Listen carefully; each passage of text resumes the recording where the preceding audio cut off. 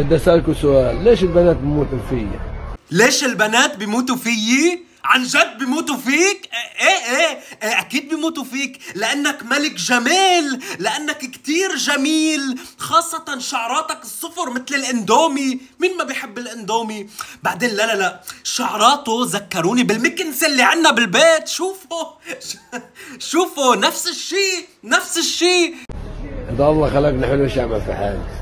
انتوا شوفوا الاناقة والترتيب، شوفوا الترتيب، بيلبق لون شعراته على لون تيابه، اصفر باصفر. مثلا بكره اذا استوحى شعراته مثلا من البروكولي او من الخس، بصير فجأة لابس تياب خضر. عرفتوا ليش البنات بيموتوا فيه؟ لانه كتير انيق، ولا انيق من هيك. بتحسوا الأمل والحشرات بشعراته عايشين أحلى حياة، عايشين بمدينة الملاهي، بصيروا يتزحلطوا على شعراته طلوع نزول. وي وي وي. هلأ أنا بدي أسألك سؤال، عندي سؤال جدا مهم.